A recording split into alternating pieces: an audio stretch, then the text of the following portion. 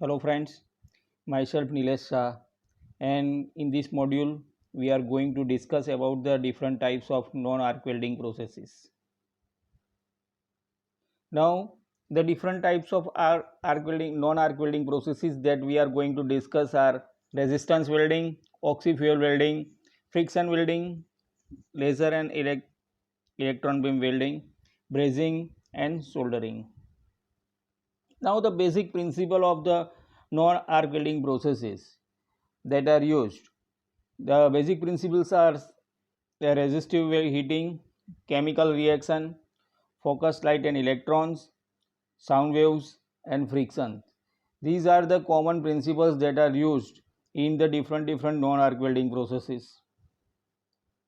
Now we are going to discuss first the resistance welding process. In this type of welding, it uses the electrical resistance to generate the heat. So basically it is a thermoelectric process in which heat is generated at the edge planes of the welding plates. Because of electric resistance, a weld joint can be created by applying low pressure to these plates. The working principle of resistance welding is the generation of heat because of the electric resistance. Whenever the current flows through the electric resistance, then the heat will be generated. The basic equation for this are H is equal to I square RT, where H is the generated heat in joule, I is an electric current in ampere, R is an electric resistance in ohm, T is the time of current flow in second. So the basic formula is H is equal to I square RT. Now the different types of resistance welding that we are going to discuss are spot welding, butt or upset welding, flash welding, seam welding and projection welding. First, spot welding. Spot welding is the simplest type of welding where the work portions are held jointly below the force of anvil face. In resistance spot welding process, overlapping sheets are welded by the flow of current between the two cylindrical electrodes. This process was first introduced to the industry between 1900 to 1905, and it now finds extensive use in various industries. The main equipment for spot welding is the spot welding machine, which consists of a step down transformer, a time control unit and a pair of copper alloy electrodes. As voltage plays no part in resistance welding, it is therefore kept low between 5 to 25 volts, but the current is usually heavy, 100 to 50,000 ampere. However, it flows only for a short duration of time. Normally the time is between 0.06 to 3 seconds. These are the pictures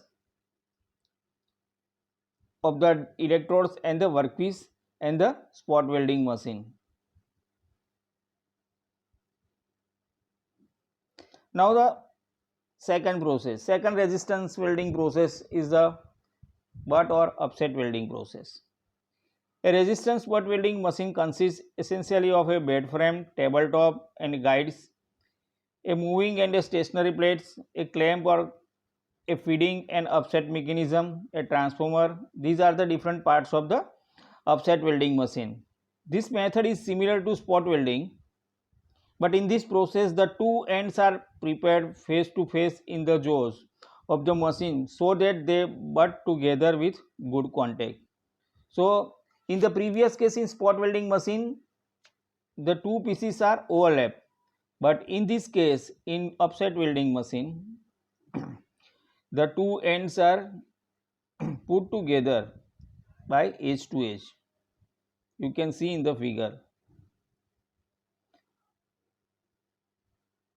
The two electrodes press them close together end to end, and thus they are mechanically joined after maximum heat is generated at the point of contact.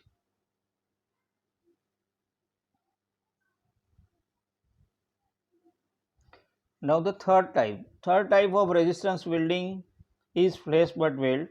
In flash butt welding, the parts are brought together lightly with current flowing and then separated slightly to create a flashing action at the joint point. As a flashing continues, the metal at the joint reaches a very high temperature until it is at a fusion condition and the adjoining metal is at the appropriate plastic temperature.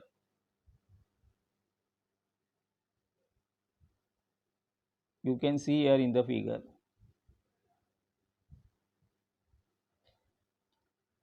To establish intermediate flashing, the ends to be fused are briefly brought together and then separated a short distance. When continuous flashing is employed, the parts to be welded are slowly brought together. At first, they touch only at a few projections of the ends where the current rapidly rises.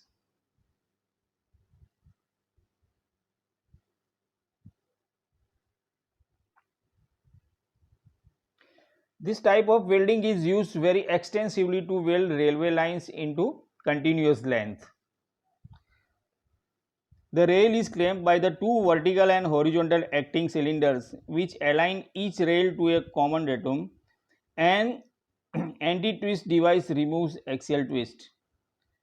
Thus, long rails can be welded by this machine.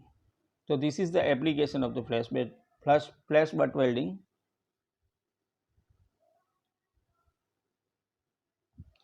The fourth one, the another type is seam type resistance welding. In seam welding, machines are same as that of spot welding machine, and the principle of this welding is also similar. Both spot and seam welding machines consist of a bed frame, a transformer and a pressure mechanism with an interlock switch. In addition, a seam welding machine incorporates a roller electrode drive system. So, in this seam welding machine, two rollers are there. Either both the rollers are driven roller or one roller is driver and another roller is driven roller. In this process, the parts to be joined are clamped between two copper roller or wheel electrode drive system which press on the work to be welded. Either one or both the driven and the current is taken to the wheels through the rotary bearings. So the only difference with that, the only difference between the spot and the this type is the rollers are there.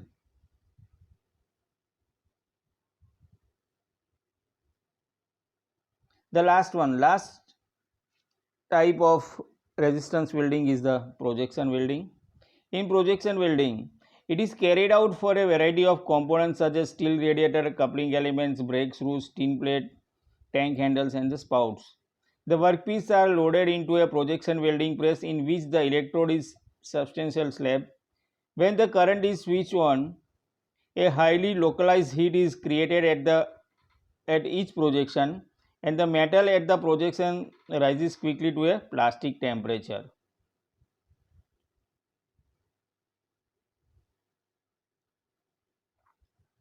Now the next type, we have discussed about the different types of resistance welding. Now the oxy-fuel welding, it is also in short from OFW. Oxy-fuel welding includes any welding operation that makes use of fuel gas combined with oxygen as a heating medium. The process involves the melting of the base metal and a filler metal if used by means of the flame produced at the tip of the welding torch. There are basically three major processes within the OFW group: oxyacetylene welding, oxyhydrogen welding and pressure gas welding. The main advantage of OFW is the control of heat, control of wet bead, and it is used or best suited to the welding of thin sheet tubes and small diameter pipes. These are the main advantages.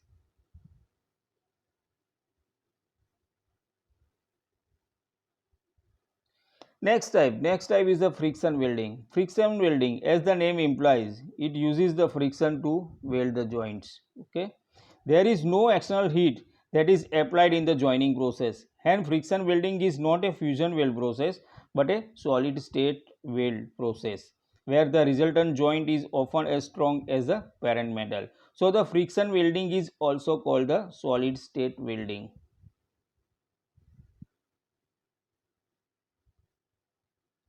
Now, the process of friction welding. Now, see the example. If you rub your palms against each other, you will observe that your palms will become hot. As you increase the pressure and the speed further, you will start feeling warmer. Same principle is applied in friction welding. The same principle of heat generation by friction is used in friction welding, where the metal parts are made to rub against each other at extremely high speed and pressure. When two materials undergo friction welding, the relative motion between each other and the pressure applied to them generates heat at the contact points. As the process continues further, the heat generation also rises and the two material will start becoming viscous at the contact points. Again, the motion between the two promotes the mixing of the two parts at their contact points, creating a bond or a weld. The different types of friction weldings are the direct drive friction welding, linear friction welding, friction or stir welding, and last one, orbital friction welding. Another type of welding, non-arc welding, is laser and electro beam welding. Now, laser beam welding, it is also called LBW, is a welding process that produces collisions of material with the heat obtained from the application of concentrated current light beam upon the surface to be joined. The focused laser beam has the highest energy concentration of any known source of energy. Now, electron beam welding, EBW, is a fusion welding process in which a beam of high velocity electron is applied to the two material to be welded or joined. The workpiece melt and flow together as the kinetic energy of the electron is transferred to heat upon impact.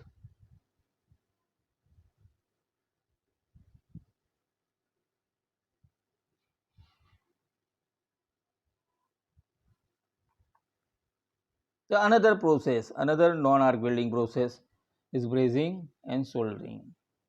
Brazing is a metal joining process in which two or more metal items are joined together by melting and flowing a filler metal into the joint. The filler metal having a lower melting point than the adjoining metal. Brazing is used to join material in such diverse applications as jewelry, high temperature ceramics, kitchen cutlery, automotive engines, jet aircraft engines, and air conditioning system. Soldering. Soldering is a process in which two or more metal items are joined together by melting and then flowing a filler metal into the joint. The filler metal having a relatively low melting point. Soldering is used to form a permanent connection between electronic component. So the application of the soldering process, it is commonly used in electronic heating, air conditioning, mechanical, fire sprinkler and another similar systems, as well as radiator manufacturing, repair and sheet metal work. It is also used in jewelry and stained glass work. So these are all about the soldering process. So these are the main processes. Which processes? Non-arc welding processes. Thank you very much.